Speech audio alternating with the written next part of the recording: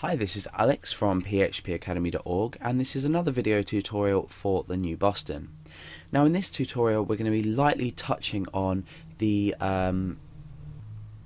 remote address functionality of our predefined server or environmental information.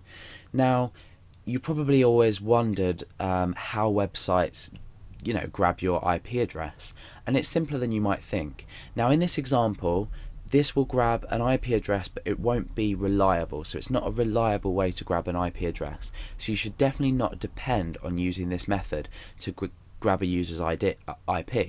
For example, you could have a block list of IP addresses that you want to block from your website, and in this video I'm going to show you how to do this using this method, but I do have another tutorial on how to grab the user's IP in a more reliable correct way.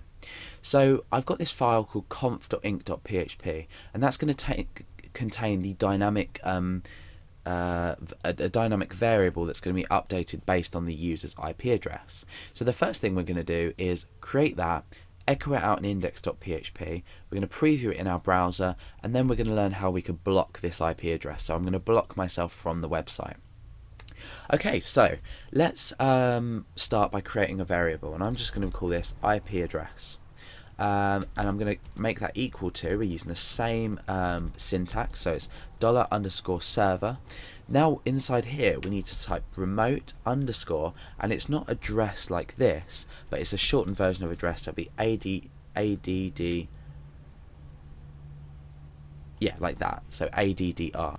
So we have this remote address in here, which is now corresponding to this variable here, and we can echo that out on PHP, index.php. So the first thing we're going to do, in capitals, so we're going to require our conf.inc.php, and if you haven't already looked at what require or include do, take a look back and you'll find another tutorial on that as well. So we've required our file. Let's just refresh our page to make sure everything's working. Yeah, everything seems to be working.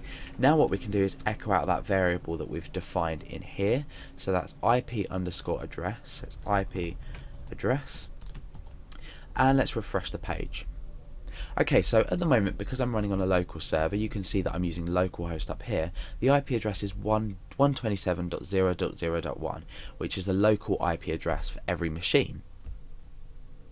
So now, how do we go about blocking me from this? Well, it's absolutely simple.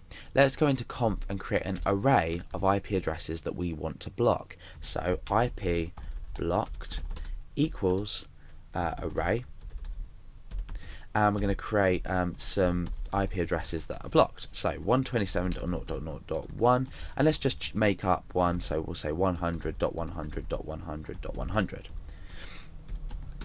So it's a load of rubbish, but this is the one here that we are going to use as the example. We're going to search through this whole array though. So now what we can do is in this conf file as well, is we could include this in here or our index.php. It doesn't matter whatsoever. Let's do it in index, so it looks a bit neater. So the first thing we want to do is we want to produce some content down here. So I'm going to create a header saying welcome. Okay, now this is displayed currently because we haven't created a function to block our IP.